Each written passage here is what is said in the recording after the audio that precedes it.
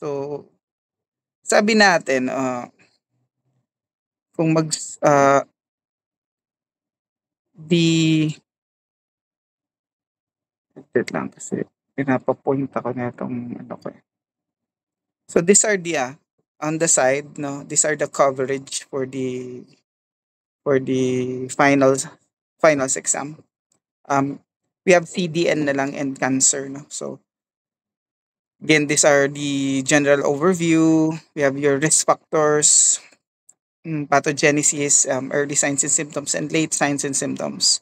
We have the staging and grading, which it's a nice to know na nursing na not a nursing function, but it's good to know. Diagnostic tests, very important.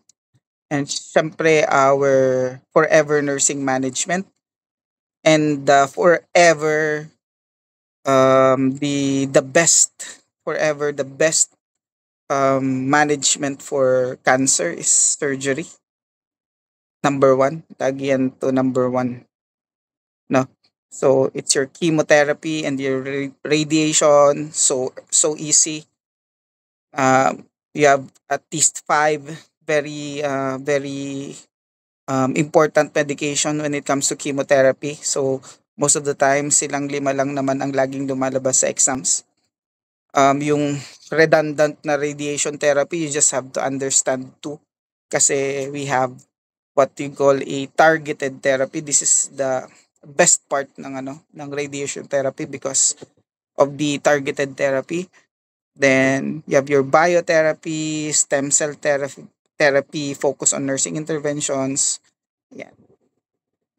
May po pa sa Okay, so can everybody hear me? Yes? Can everybody hear me? Okay, so ganito ang kwento, no? So ang kwento is yung cells natin in the body. So our cells sorry, sobrang laki. So sabi nga natin, our cells, yes, our cells. And there are different types of cells kasi nga kaya nga sabi ko sa inyo, your cells is you. No, everything is cells, no? Pero our cells, okay, when they grow, they actually die. So, anong ibig sabihin? Our cells, they grow and then they die. That's the usual function of your cells. Diba? They grow and you die. And they die. So, if we go to some nice to know na specifics, like your red blood cells, diba? Sabi natin RBCs, yan na, specific lang so that you would know. Pero you don't need to memorize, no? Pinapakita ko lang na we say that cells grow and then they die. Diba? Sabi ko ganyan. Okay. So, like your RBC, yan. Sabihin natin, just like your RBC. Your RBC dies in 120 days. 120 days. Diba? So, sabihin natin your example, ano pa ba? Your colon cells. Diba? You have your colon cells. Your colon cells, they die in about 3 to 5 days. Diba? So, they live and they die.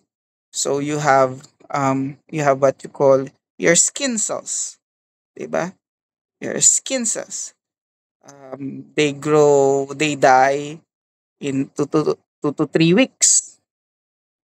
So, yan. No? Yan. So, anyway, I'll give you a longest, no? So, para you would see. Halimbawa, your muscles. If I remember, muscles. Muscles can live up to 15 years. No? So, your muscles can live up to 15 years. Diba?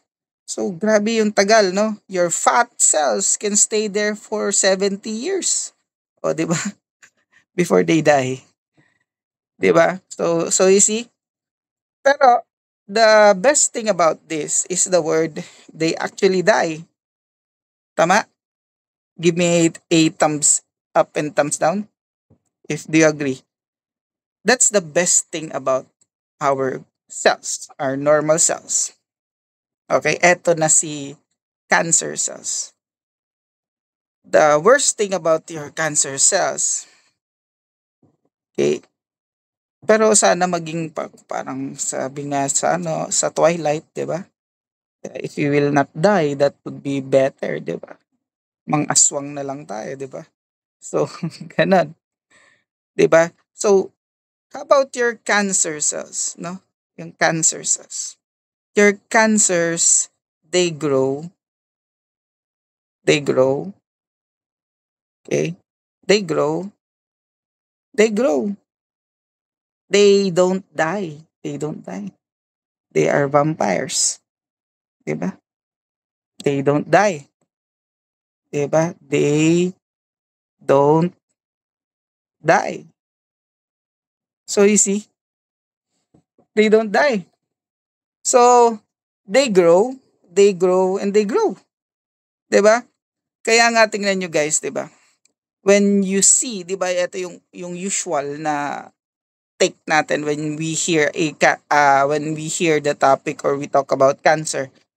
Kapag they grow, they grow, they grow, they grow, they grow and they do not die, ano yung nakikita nyo? Meron silang ano yung meron ang mga patient natin? Meron silang what? What do they have? What do they have? Meron silang sige nga. If pag pinag-uusapan ng cancer, anong meron sila? What do they have? Hmm? What do they have? Sige nga, what do they have? Hmm? Guys, what do they have? Replyan lang ako guys. What do they have? Very good. Very good, Camille. Yun yung the best answer. The best answer is they have tumors. They have growth. Very good yun, Camille. So, dahil dyan, pwede ka na mag-out. Pwede na ba, Camille? Camille, pwede bang mag-out? Ha? Ay, di ba? So, ayan. So, they have tumor. So, that's the the the usual thinking when we see cancer. They have tumor. So, they have a growth, 'di ba? They have a growth, abnormal cell growth. Yan 'yon. Kasi guys, tingnan nyo, yan ang definition din ng cancer. The definition of your cancer is there is a abnormal cell growth. O, di ba? Pinaisip-isip na naman natin. No? So, abnormal cell growth si cancer. Okay, eto yan. Para quickie thinking, no? So, ano lang ang cancer that does not have a tumor or a growth? Yan ang dapat nating alamin, no? Ano lang yung cancer? Para isa lang ang iniisip nyo. Ibig sabihin, yun lang yon. The only cancer that has no tumor. Ano kaya yon? Sino kaya yon? Ha? Uy, nagano yung share ko. Ano kaya yun? Ha? Ano kaya yun, guys? That is the only cancer that has no tumor. Alam niyo yan. Huwag niyo nang patagalin. Huwag niyo nagtanungin si Google kasi alam niyo yan. Very good. It's your leukemia. Okay, so tandaan yan. Okay, tandaan yan. So, the only cancer that has no tumor is your leukemia. So, lalagay natin dito tandaan leukemia. Leukemia. So, this is the only cancer that has no tumor. Okay, no growth. Yan ang ibig sabihin. No growth. Si leukemia lang yan. Kasi why? This is actually the cancer of the blood. The blood. Okay? So, cancer of the blood. Yan ang problema natin dyan. Okay. So, before I go there, I want to go up again. Okay? I want to go up again. Tapos, I want you to remember, no? I want you to remember a quote, no? Do you know what, guys? Saan namamatay ang mga tao sa cancer? Why do cancer patients die? Why do cancer patients die? Why do they die? No? Why do they die? Why do cancer patients die? Sige nga. Sige guys. Why do cancer patients die? Why do they die? Why do they die? Cancer patients. Anyone? Anyone? Okay, so ganito na yan. Okay, so look at the board, no? At your phones or tablets or laptops. So no one dies with cancer. Tandaan niyo yan. No one dies with cancer alone. Okay? Kaya yan ang quote natin ha. Tandaan niyo. No one dies with cancer alone. Okay? Cancer alone. So, saan sila guys na namamatay? Saan sila namamatay? Sa tingin nyo? Where do people die na may cancer? Okay. Cancer patients die. Cancer patients die with malnutrition. Yeah. Diyan sila usually namamatay. Okay. It's due to malnutrition. Kasi bakit? That's what your cancer does to your body. Di ba? That is what your cancer do to your body. No? Okay. Bakit do to your body, guys? Kasi your cancer cells, they fight. They fight for what? They fight for nutrition. They fight for nutrition. Diyan sila guys magaling. They fight for your nutrition. So ano yun? They fight for your oxygen, they fight for your nutrients. O di ba? So ganun yun. Kaya nga they grow, they grow. The bad thing about it is they only grow and they do not die. So yun yung problem. So again, yung cancer cells is very good at it, no? They are very good at it. They are very good with fighting with your body, no? With your with your nutrients. So yan ang problema natin with cancer. So no one dies, no one really dies with cancer alone. No. People die with cancer because of malnutrition. Kaya nga 'di ba, do you agree, kapag hindi pa sila nagpapatreat, hindi pa sila nadadiagnose, ano sila? Unless na terminal na yung case, very late na. Pero ano yun, 'di ba ang lalakas pa nila? Do you agree? Yes or no? Thumbs up, thumbs down. Ang lalakas pa nila. Yes, definitely. Sobrang lalakas pa nila.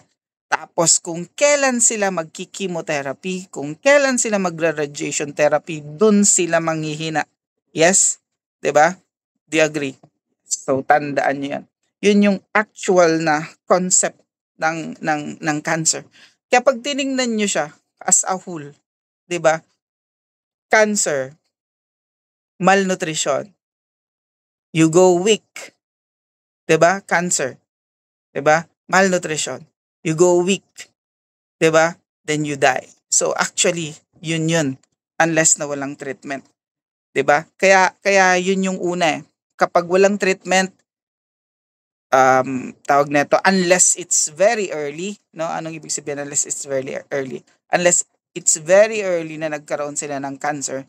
So syempre, tawag nito, when the symptoms comes, no, and shows, early age pa yon, not too old.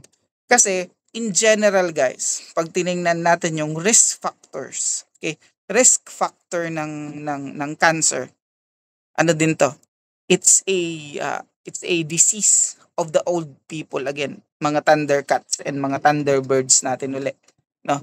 So sakit ng matatanda when it comes to cancer. So lalagay ko muna dito yung very important na risk factors para hindi tayo pabalik-balik. Okay, so ang dali nung introduction natin when it comes to cancer. So I hope na walang makakalimot about that beautiful introduction, no? It's all about nutrition. So, ano yung number one na risk factor natin for cancer? Number one, and walang makakatalo, is still yung tinatawag natin yung lifestyle choices natin and our lifestyle behavior. Before, tandaan nyo, um, hindi this is not basing on the textbook or the science around when we talk about cancer. So, before, kapag may cancer in the community, 'di ba?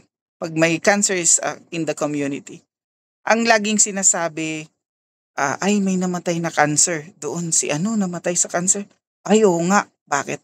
Kasi si mama nun, may cancer din yun may breast cancer din yan.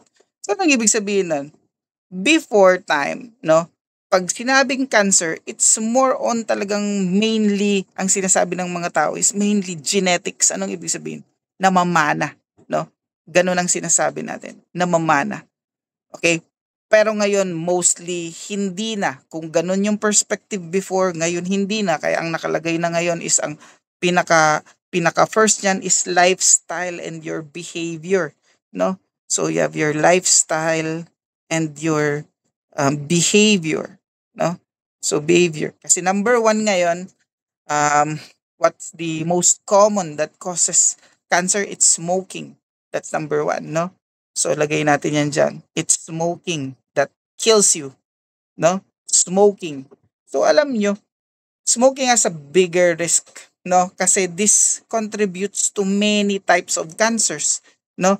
Like lung cancer, 'di ba? Yan, lung cancer, 'di ba? So siya, lung cancer, ano pa? Throat cancer, yes, definitely yes. 'Di ba? You have your throat cancer. O kung tama ba spelling ko ng throat? O nasobrahan na naman ako. Okay, throat cancer, 'di ba? So, yan, so one of the risks when you talk about yung tinatawag nating um cancer natin, 'di ba? So, kung dati sinasabi natin it's purely genetics, pero ngayon hindi na. So, hindi na 'yan. Kung it's before it's purely genetics, now it's not. So, 'yan. So again, that is the leading cause ng cancer natin is itong smoking or your tobacco use. Lagay natin baka pag nakalagay yan baka malito kayo. It's tobacco use, no? So, ganun yan. So, what are the other, no, na would make you at risk? Okay? So, your alcohol. You have your alcohol. Diba? So, you have your liver cirrhosis, number one. Diba? It kills your liver. Liver cancer, diba? Alcohol consumption. So, siya, ito naman is heavy, no? It would be heavy alcohol consumption. Usually ganun nang nangyayari. So, ito yung mga tinatawag na um, drinking more than, 'di ba? One bottle a day, no? So ibig sabihin talagang may problem sa alcohol, no? Alcohol abuse yung mga tao, no? Nagiging alcoholic, no? So alcohol consumption. We have your unhealthy diet. Remember, unhealthy,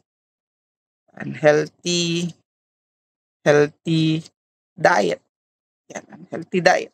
So, yung unhealthy diets natin. Ito yung super taas ng fats, no? High fats, high sugar, yan ang problema natin. Tapos you are low on fruits, no? Low on vegetables, low on ano to? Low on fiber, 'di ba? So meron kang low on fruits, low on vegetables, 'di ba? Vegetables, you have low in fibers, yan. 'Di ba? That makes you at risk, especially if you have low on fibers, it makes you at risk for ano, a colon cancer, 'di ba? So that is one example, So you have we have na we have na smoking, you have your alcohol, you have unhealthy diet, you have a sedentary lifestyle, no? You lack physical activity. So that's a factor. So you physical activity, halimbawa activity, okay? So ibig sabihin sedentary, no? No? You lack kulang, no? You lack physical activity. So this makes you at risk for for cancer.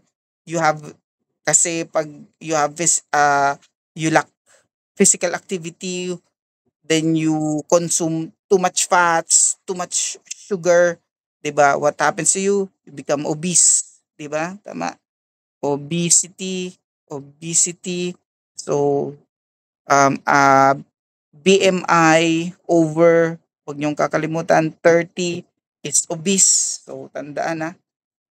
Even sun exposure, 'di ba sabi nga natin, sun exposure can cause you cancer, 'di ba? The very common cancer dito is skin cancer. So gaya nga ng kinikwento ko minsan. Why is it yung skin cancer is more on white men, mga Caucasian with white skin. Bakit kaya sila prone sa skin cancer?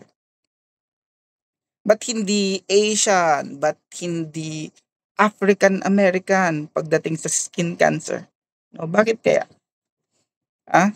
Why is it? Ano kayang rasyonale? No? Uy, nawawala yung ano ko. Kung mawala, balik ka na yan. Ano kayang rationale, guys? Ano kayang rationale? Why yung people with white skin, especially itong mga Caucasian to, no? Itong mga whites, no? Kaya they are prone to this, no? Ah? Guys. Kasi yung tinatawag nating coloring, 'di ba? Yung melanin. 'Di ba tingnan mo yung tayo. Bakit when we are under the sun, ang baba ng ating risk for skin cancer? Kasi we are dark in color, no? We are dark in color. This color, no, the color that we have, no, the color that we have, this protects us directly from the radiation ng ng sun. Ano kaya kung ikaw pa ay African American, they really have a good protection kasi yung color ng kanilang skin, no? So ganun 'yan. Okay? So ano pa? So aside from itong tinatawag nating lifestyle behavior, meron naman tayong tinatawag na exposure, no? Kaya nga sinasabi ko diyan is um your work environment can lead or can lead to cancer too, no? So yung tinatawag nating exposure, okay? So exposure or environmental, okay? Or environmental exposure. So number one, ito, nurses. Okay? Yan na, sasabihin ko na yan. Nurses are at high risk for cancer. 'Di ba? Tayo, no? We are at risk for cancer. Sinong mga nurses 'yon? Okay? If you are a nurse assigned as a onco-nurse, 'di ba? You're so good at your job, no? You are a onco-nurse. Kaya nga anong quote ang mga alam ng mga onco-nurse? Talagang alam nila yan forever. Ano yung quote na yan? Ano yung quote na yan, no? So sabi ng mga onconers, anong sabi natin diyan? Anti-cancer can be pro-cancer. O, tandaan niyo yan. Anti-cancer can be pro-cancer. Ano ibig sabihin yan? Anti-cancer can be pro-cancer, guys. No? Ibig sabihin yan, anti-cancer can be pro-cancer. So, ito yan, no? Halimbawa, you are a nurse. You're not a onco nurse. Especially before, no? When these guidelines are not yet set sa hospitals, no? So, there are nurses na nagkakaroon ng cancer na wala naman sila. If you take a look at the history, wala silang history of anything. Family history, wala. They eat fruits, they eat veggies, no? So, ibig sabihin maganda ang diet nila. Tapos, ba't sila nagka-cancer? Yun. It's because of the exposure. Diba, nurse ka. Especially before, sabi ko nga na itong guidelines na to was not yet in place before. So, to protect nurses, yung safety ng nurses, no? So, nagmi-mix ka ng ng medication. You don't even know. Before talaga, kasi minsan if you do not really read, no? So meron before nagmi-mix kami ng ng mga cancer meds without even knowing na it's a cancer meds pala. So syempre it's our responsibility, sabi nga natin, it's our responsibility, no? Pero minsan bibiglain ka kasi ng mga physician before, no? Sabi ko nga, wala pang guidelines yan before. That was, diba? So, tawag nito, nagmi-mix ka. Paano yung exposure, guys? So, every time na nagmi-mix ka tapos hindi mo alam na ito pala ay cancer medications. Diba minsan pag nagmi-mix kayo ng mga medications, diba? Anong nangyari? Minsan natutuluan kayo, natatalsikan kayo nung mga, nung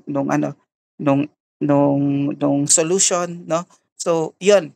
Isipin mo, i-multiply mo yan kung ilang beses mo yan ginawa as a nurse. Yan.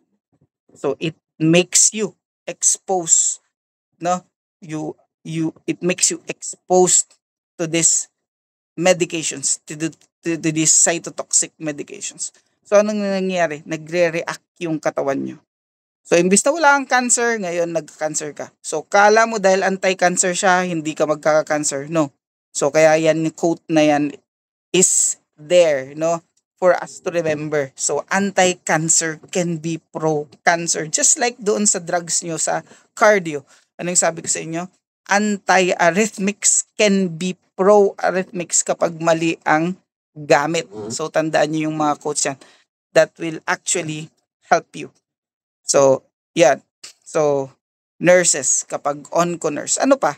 If you are a nurse again, if you are working sa radiation, just like me, diba? So, I am a cath lab nurse, diba? So, if you are exposed sa if you are assigned to a cath lab, no, cardiac catheterization laboratory lab. So, we are exposed to radiation, guys, no? We are exposed to radiation. We're exposed to radiation. So, kaya nga meron kaming radiation badge, no?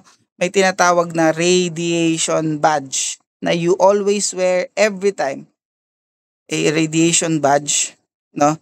That we always wear every time we go to work, no? Every time we go to work. So, ganun yun, every time we go to work. Para na may measure, no? Na may measure kung gaano kataas, no? How high the exposure of radiation, no? In 1 month time, in 3 months time, in 6 months time. So dapat na check 'yon kasi this makes you at risk for cancer, 'di ba? So yan 'yon. So sabi nga natin etong carcinogens, no? So if you are exposed to anyway, so syempre baka sabihin natin bias tayo, nurse lang sinasabi natin, exposure.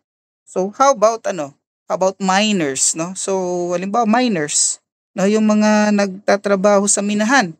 So minors. So they are exposed to this to this to this carcinogenic mga materials, no? So alimbawa, coal miners, if you are a coal miner, 'di ba? Coal, asbestos mining, 'yan. So this makes you at risk. So ano ang risk mo dito? Risk mo dito is lung cancer, 'di ba? Lung cancer. So you are exposed to this chemical every day. No, tandaan mo, you're exposed to this chemical every day. So tandaan nyo yan. Tayo nga household chemicals nga. Alam nyo ba, household chemicals can make you at risk. Ano yung pinakasimple nating mga household chemicals? Yung tinatawag nating mga pesticide. 'Di ba? Isipin nyo, pesticide. 'Di ba? So, this makes you at risk, no? Simple lang 'yan, pesticides, 'di ba? What if araw-araw ka nagbobomba sa loob ng bahay mo, 'di ba? Kasi iritang-irita ka sa flying ipis, 'di ba?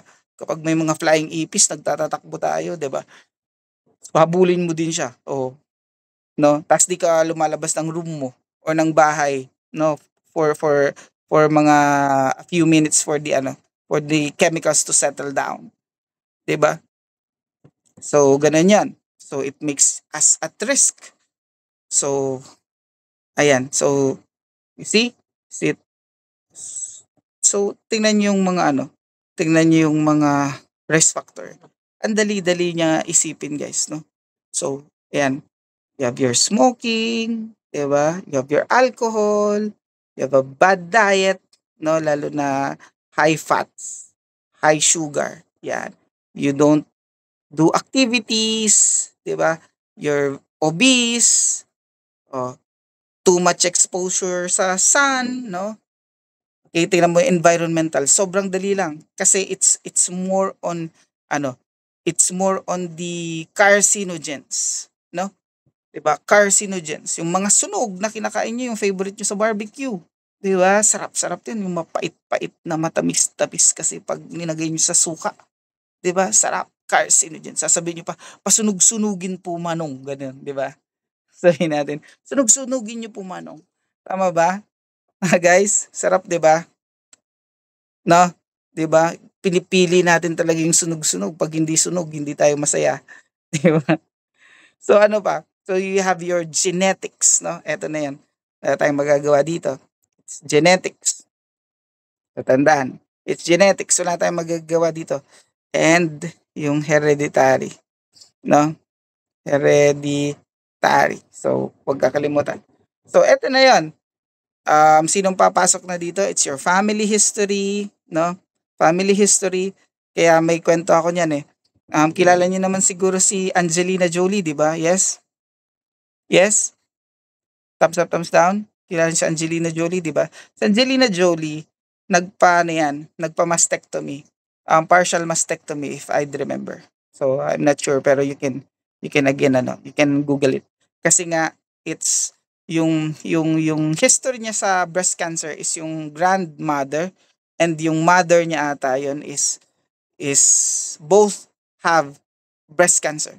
So syempre, okay, mataas ang chance niya magkaroon siya ng breast cancer. So I think twice siya nagpa mastectomy, no?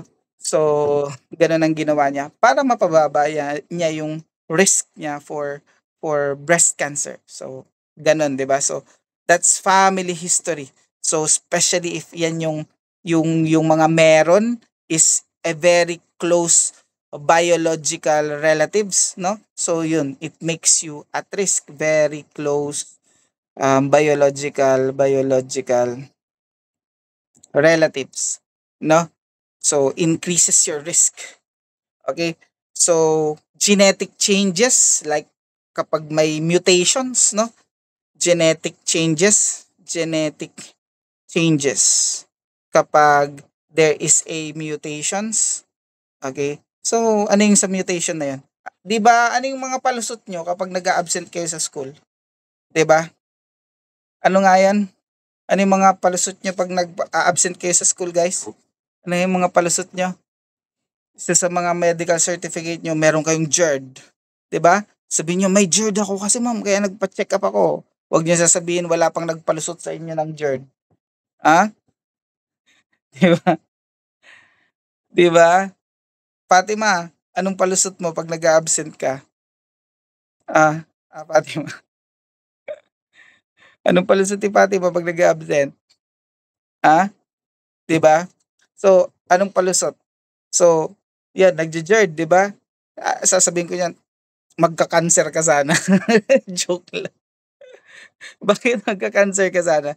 Kasi you know what guys, yung GERD can cause esophageal cancer. O tandaan niyo 'yan, yung GERD, okey tandaan niyo 'yan, yung GERD causes, tandaan niyo, causes esophageal cancer. Hmm, rasunin niyo pa 'yan, sasabihin ko sa inyo ulit, sana magka-cancer ka. 'Yan pala ang pinili mo, huwag niyong pipiliin si GERD. Kasi sabihin ko sana magka-cancer ka, magsisinungaling ka na lang, 'di ba? Yung pang-cancer pa, okay. So, people with GERD is at risk, lalo na kung uncontrolled, hindi nakokontrol yung GERD nila every time may GERD, 'no? May reflux, 'no, laging may reflux kasi nasisira yung lining ng inyong esophagus, gano'n ang nangyayari. So, 'di ba anong sabi ko sa inyo? When your cell dies, what will your body do? It will build it up, no? Papagalingin, papagalingin, papagalingin. Masisira, gagaling, masisira, gagaling, masisira, gagaling, masisira, gagaling. So what happens next? Gagaling. Pero they will mutate. Nag-mutate. So what happens? They grow. O anong nangyari? Cancer. So itigil niya na yung GERD as a ano, as a palusot, okay? As a palusot. Huwag na gagamitin si GERD as a palusot. Okay? So, gano'n. Okay. So, yeah. Saglit lang, i-post ko lang 'to para hindi masyadong heavy sa upload, okay. Tapos i-aano ko na lang, titibagin ko na lang.